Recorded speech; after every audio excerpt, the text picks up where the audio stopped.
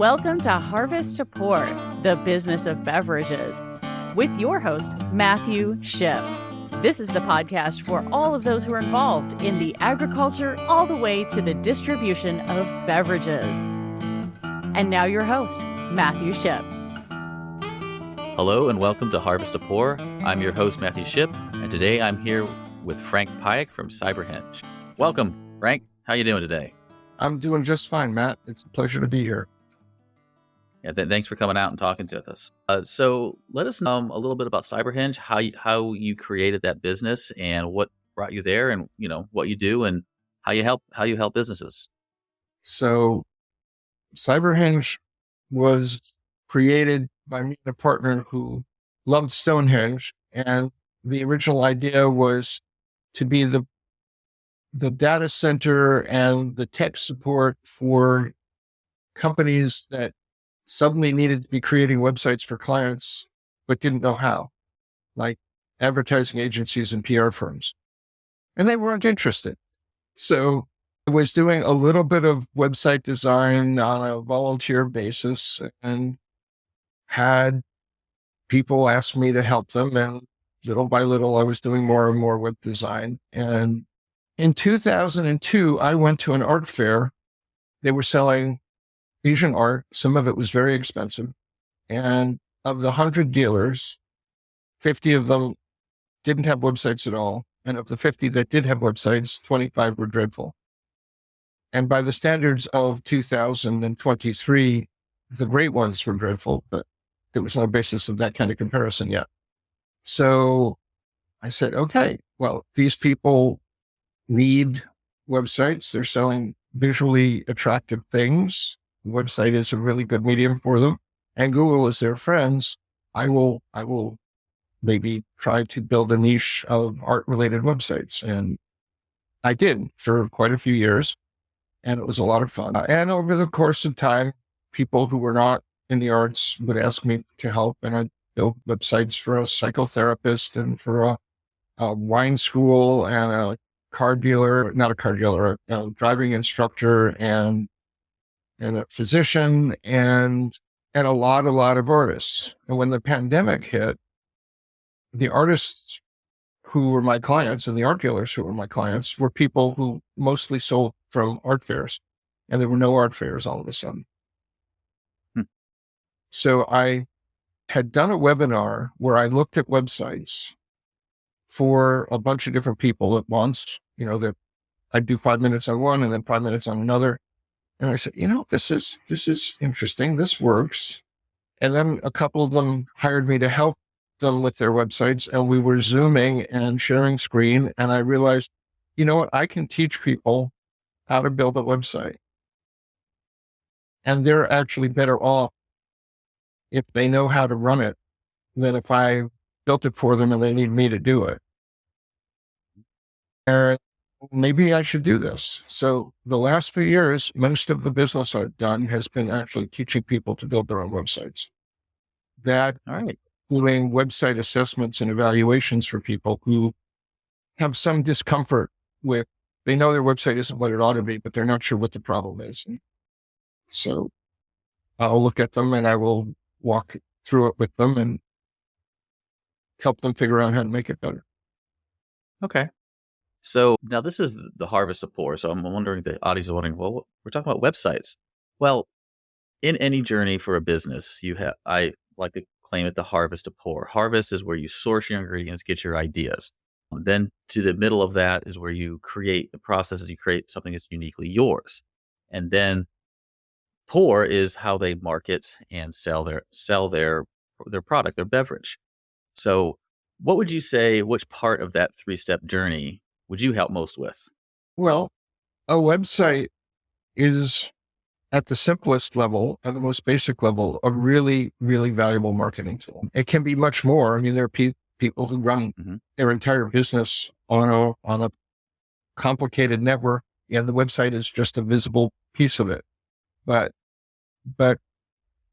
any business, and certainly any business that's dealing with the public should, I think, have a website, and it should cover certain very basic things. So if you are in the hospitality business, the first and most important thing is your company name, your location, your hours, and a map. That's pretty basic. And it's kind of bare bones, but you flesh that out with a couple attractive pictures of the venue, a couple attractive pictures of the product, and you have a website that is useful and helpful and will make people who go to that website more interested in your business. So in some ways, does that website sort of help talk about their journey talk about the of the journey. company? Talk about the company's journey or when they have their product. So I was initially thinking, oh, it's more of the more of the marketing.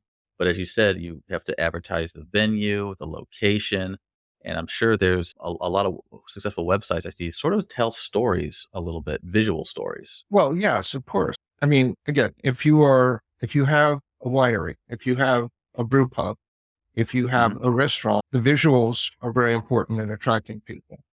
If you're a winery that doesn't do public facing business and you're making wine to sell to other people, then the visuals become much less important. But as I understand it, a large fraction of the people who you're helping, Matt, are people who are actually dealing with the public and pouring beverage for consumers. So in those people, and you want to make your product as attractive as possible, and the pictures are really important. You want to you want to tell the story. You want to say, why is your coffee special? Why is your wine special? But that's less important than a pretty picture, and it's less important than when are you open, and it's less important than how to get there. I mean, all of this stuff is important, but there's a hierarchy. The most important stuff is how do you get there, and are you going to be open? How you get there?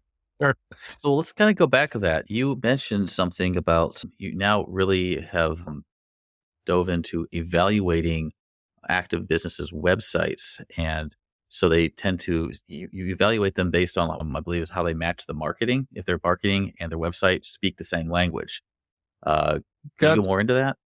Sure. So if you look at a typical website, it's pretty. It won't necessarily tell you very much about the business.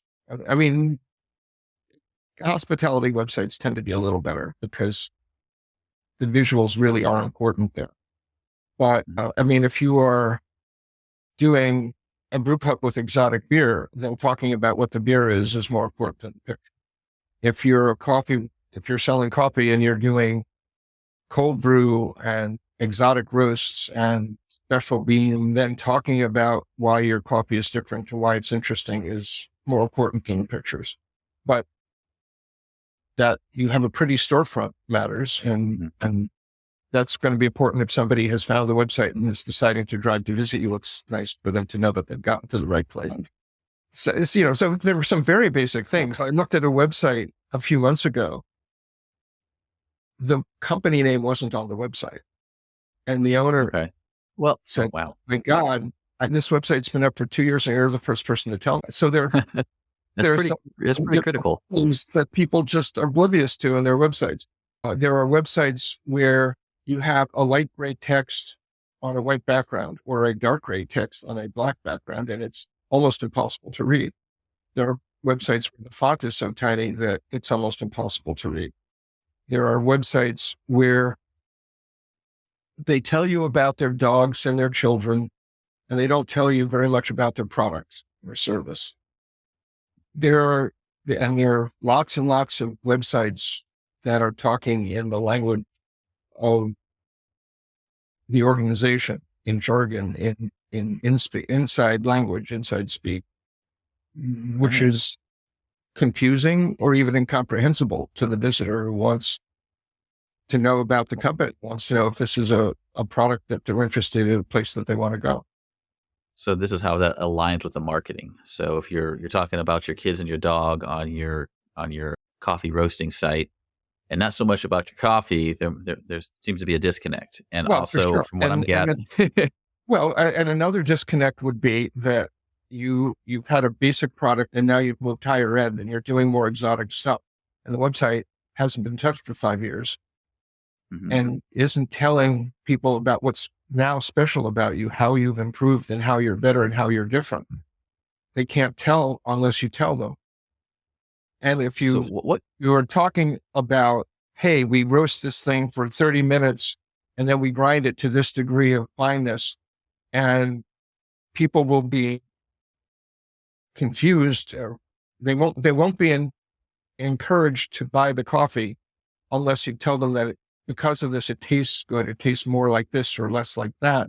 That, I mean, if you've never dealt with coffee roasting and you have no idea about how finely grained the milling is going to affect the flavor, then being told that it's special for reasons that don't make sense to you isn't helpful. Yeah, true. You know, So why is it? Why do you? gourmet customer may find that really attractive. So what you said that there was one part there. You said that websites haven't been updated for 5 years, yet they know they're doing something completely different. Why do you? How often do you see that, and why do you feel that happens a lot? I haven't, done statistics on it, but I certainly have run into it. And I've done reviews where people built the website and they said, "Oh God, I spent all this money and I don't even want to think about doing this again." And they don't, and they don't think about it. And the business changes and the website, they think that to change the website, they're going to have to spend a fortune. But one of the beautiful things about a website is that it is incredibly easy to change and not expensive to change. You want to put if you want to put a holiday special up on a website, it should not cost you more than a couple $100. And no, that's good. A lot of people know.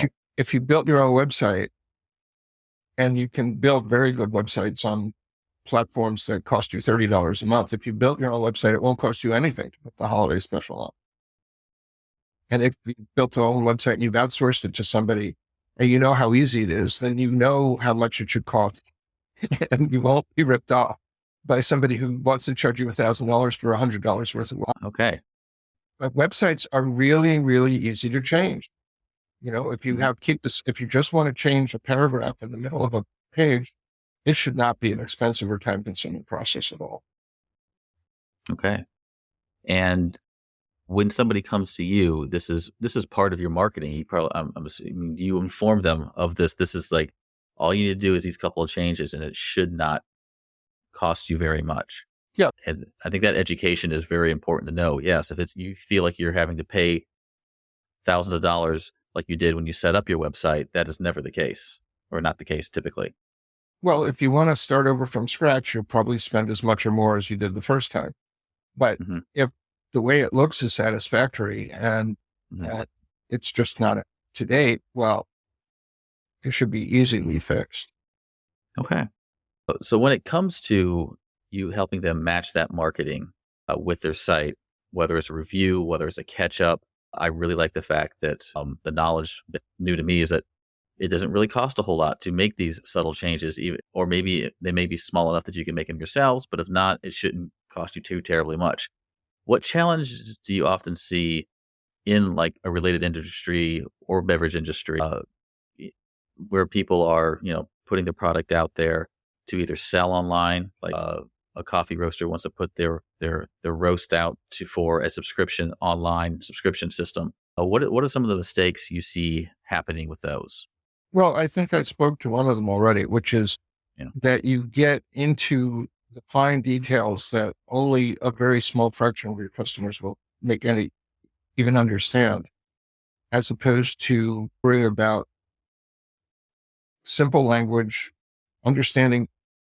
trying to talk to your customers in advance and understanding what they think and what they think is important, so that the language on the website is their language. You're talking to them in terms they understand and not insider language. Another thing, and this aligns with marketing too, if you're doing a Facebook campaign or an Instagram campaign or a TikTok campaign, are you putting stuff out there without regard to what the website says? Are you speaking the same language as the website? I mean, because that is really lack of alignment. You have one look on the website and one demeanor on the website, and you have a completely different demeanor on social media.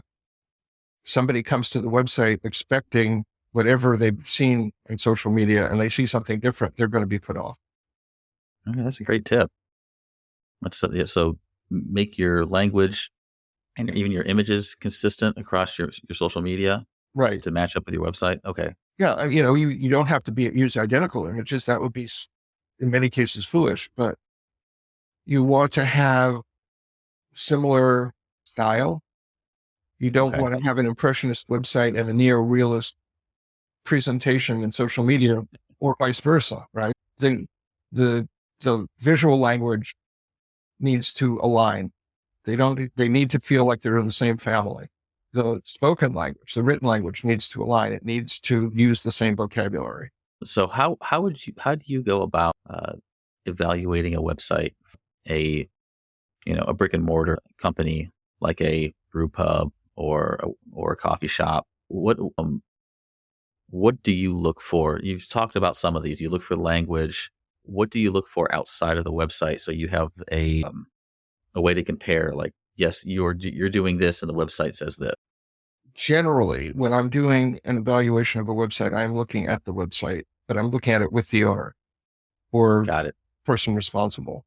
And so I'm coming to this website and saying, I don't understand this, or this confuses me, or you're telling me that your audience are these kinds of people, and the website doesn't seem to fit that. I actually did one yesterday with a woman who is Indian, a native of India, and is interested in Ayurvedic medicine and Ayurvedic food and cooking. And so she has lots of yoga instructors as customers, but she's trying to build a practice talking to companies and offering services to companies about the health and well-being of their employees. And she's going to be talking to human resources people. And I'm looking at this website and saying, this is appropriate for the customers, these customers that you currently have. But if you're going to be talking to this different audience, this is a very colorful website. It's not very corporate. The language it's very personal, and it's very one-on-one oriented. And it's not going to match with this new customer base. And she said, appropriately, should I have two websites? And I said, there's good reasons to say yes and good reasons to say no. The good reason to say yes is then you can have a different look and different language, and you won't confuse anybody. The good reason to say no as a solo practitioner is now you have much more complexity. And you have to worry about, if you update one site, should you update the other? When should you update one? When should you update the other? How often do you need to look at them? How often do you need to evaluate them? It's just more overhead on the business. If it's one website, when you do something on the personal side, you can then just double check yourself on the corporate side. It's easy. I think, all right, as I've thought about it, that she probably should have two websites, but the amount of effort it takes will be meaningful, be greater. And so that's something she absolutely has to bear in mind. That's a great story. That's a great case study showing is even when within your company, you have to diverge different things. It may require that second website because you have two different audiences. If you're serving two different audiences, that's something to consider. You're a coffee roaster with a coffee shop, but you're selling to other retailers or other hospitality companies. Having a customer-oriented website and a consumer-oriented website and a reseller-oriented website makes perfect sense.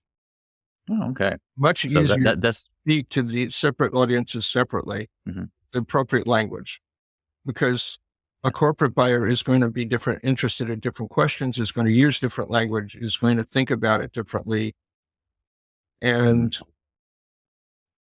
separating them just makes the design of each separate one much easier than combining. This is some great advice for anybody looking to scale, wanting to scale into grocery or even scale into a different customer base. Great information there, Frank. Finally, you said one thing, and it brought up the question is, how often should you evaluate your website? Well, I think a minimum of once a year, and the evaluation doesn't necessarily have to be very long. If the business hasn't changed very much in the last 12 months, then you want to update the copyright. You want to see if there are any new pictures you want. If you've added a product, you want to make sure the new product is on. If you've dropped a product, you want to make sure the new product is off. If you're having a more dynamic business and it's evolving fast, maybe you need to be looking at the website every 6 months or even every 3 months. Okay. If you're All right, in a hospitality business, also there's seasonality, right? So do you want to have things go on the website for Christmas? Do you want to have them up for Valentine's Day? Do you want to have them up for the 4th of July? All of those things are reasons to be looking at the website. And every time you look at the website for something specific, you should just sort of be thinking about, is there anything else that should change? Is anything else in the business change that I should be tweaking while I'm at it? Okay. Well, that's awesome. That's really great advice. This is, I'm sure any of our listeners that are in this situation will, I hope, reach out to you for that. I do have one final question, however. Typically this is my hardest question for my guests, but I think you may find this one a bit easier. Since this being a beverage-based podcast, what is your favorite beverage?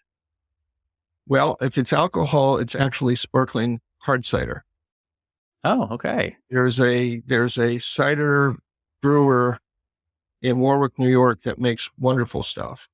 And I've got it's called Doc's Draft, and they have plain cider, they have hoppy cider, they have raspberry infused cider and currant cider and black cherry cider and raspberry cider. And my favorite is the sour cherry, and the black currant comes in second, but their stuff is delicious. And then if I'm not alcohol, it's probably seltzer. Seltzer. All right. Good old seltzer. That's fun. Hey, fizzy water. That's great. So do you have any promotions or anything you'd like to talk about? Where can people find you? What if somebody wants to, use your services or get an idea of what you do? Where can they find you? The website is cyberhenge.com. And I'm also on LinkedIn, though the LinkedIn profile is in my name, Frank Piuck, Piuck. As there are only 2 Piucks on LinkedIn, if they put that name in, they're going to get near my sister. And I will do a free video review of your website. It's be about 5 minutes long. And you can't go into great depth in 5 minutes, but hopefully you would find it useful. And I'd be glad to do that for any of your guests. Yeah, I actually, Frank did my website, and in 5 minutes, there is a lot there and a lot you can take to your designer, or if you need to go, you can go deeper with Frank as well. It is very informational and insightful. So, okay, Frank, but again, anybody wants to take a look at your site, and this actually might be a good opportunity for you to take that first 1 year look at your 10-year-old website. Yep. Might help. All right, Frank, thank you so much for taking the time to talk with us. You have left a lot of great ideas and tips and things to think about for our beverage industry owners when they are considering their website. Again, Frank, thank you very much for coming. It's been my pleasure, Matt. Always good to talk to you. You too. Thanks a lot. Thank you for listening to Harvest to Pour, the business of beverages with Matthew Shipp. Check the show notes for our guest contact information and connect with Matthew Shipp on LinkedIn today.